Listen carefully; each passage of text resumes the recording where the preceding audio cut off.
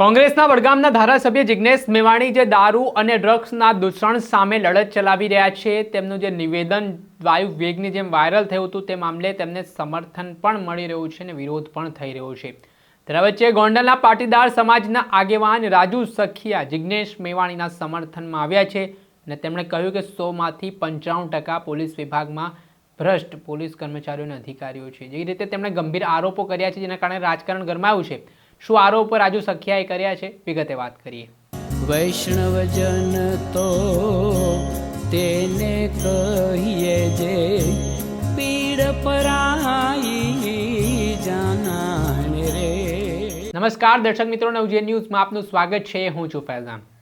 જે રીતે વાવ-થરાદ જિલ્લામાં થોડા દિવસ પહેલા ધારાસભ્ય જિગ્નેશ મેવાણીએ ડ્રગ્સ દારૂ સહિતના જે રજૂઆતો જે ફરિયાદો તેમને મળીને તેઓ વાવ-થરાદ જિલ્લા પોલીસ વડાની કચેરીએ પહોંચ્યા। આ દરમિયાન જે રીતે તેમણે અધિકારીઓને તતડાવ્યા ત્યારબાદ તેમણે પોલીસ જે અધિકારી હતા તેમને કહ્યું કે યાદ રાખજો પટ્ટા તમારા છે, ઉતરતા વાર નહીં લાગે। આ પ્રકારનું એક નિવેદન છે તે ખૂબ વાયરલ થયું હતું અને આને લઈને પોલીસ પરિવાર દ્વારા એક તરફ વિરોધ નોંધાવવામાં આવ્યો હતો, બીજી તરફ કોંગ્રેસના જે ધારાસભ્ય છે જિગ્નેશ મેવાણી તેમના સમર્થનમાં લોકો રસ્તા ઉપર પણ ઉતરેલા જોવા મળ્યા હતા। ત્યારે સોશિયલ મીડિયા ઉપર હાલ જિગ્નેશ મેવાણીના સમર્થનમાં અને વિરોધમાં બંને પ્રતિક્રિયાઓ સામે આવી રહી છે। આ વચ્ચે ગોંડલના પાટીદાર સમાજના આગેવાન રાજુ સખિયાએ પણ હવે આ વિવાદમાં ઝંપલાવ્યું છે અને જિગ્નેશ મેવાણીની વાતનું સમર્થન કરતા તેમણે કહ્યું કે જનતાના જનપ્રતિનિધિ તરીકે જિગ્નેશ મેવાણી જે રજૂઆત કરી રહ્યા છે એ ખૂબ સાચી છે। જો સમય રહેતા આ મામલે કોઈ કાર્યવાહી નહીં થઈ તો પછી જનતા પટ્ટા ખરેખરમાં ઉતારશે। પહેલા તો આ મામલે રાજુ સખિયાએ પોતાનો રોષ વ્યક્ત કરતા શું કહ્યું તેમને સામે। નમસ્કાર મિત્રો, હું રાજુ સખિયા। આજે ફેસબુક ઉપર લાઈવ આવવાનું કારણ એવું થયું છે કે જે હાલ જે તાજેતરમાં ગુજરાતમાં જે જિગ્નેશભાઈ મેવાણીનો વિરોધ અને એના નિવેદનથી જે વિવાદ હાલી રહ્યો છે એની બાબતે હું મારો પક્ષ રાખવા માંગુ છું। ગોંડલ તાલુકાની અને ગુજરાત રાજ્યની તમામ પોલીસોનું ચારિત્ર આપણે વર્ષ 2020થી જોતા આવ્યા છીએ। આપને ખબર પડી ગઈ છે કે આપણે માની પણ લીધું છે કે 100માંથી 95 પોલીસ અધિકારીઓ ભ્રષ્ટ છે। આ પ્રતિનિધિઓનું કામ છે, જિગ્નેશભાઈ જે કરી રહ્યા છે એ લોક પ્રતિનિધિનું કામ છે।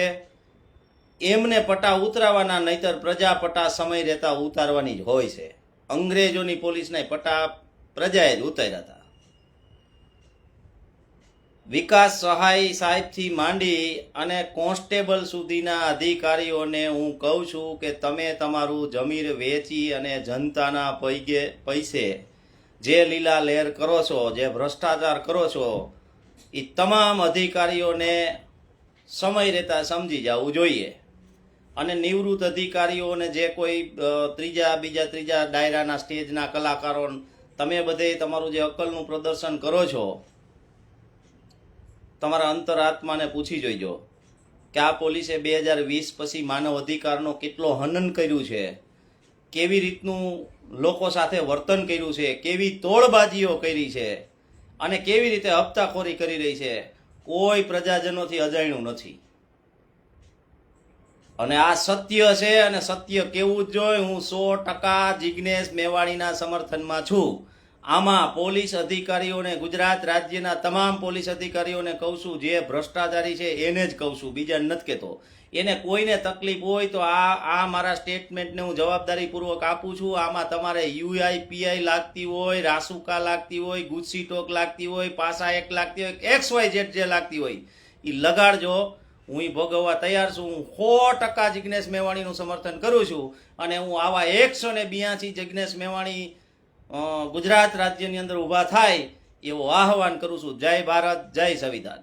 ગોંડલના પાટીદાર સમાજના આગેવાન રાજુ સખિયા હાલ તેમનું સ્ફોટક નિવેદન સામે આવ્યું છે પોલીસના પટ્ટા ઉતારવાની જે બાબતોને લઈને જે રીતે તેમણે પોલીસ ડિપાર્ટમેન્ટ સામે સવાલ ઉઠાવ્યા છે તેને લઈને રાજનીતિ તેજ બની છે।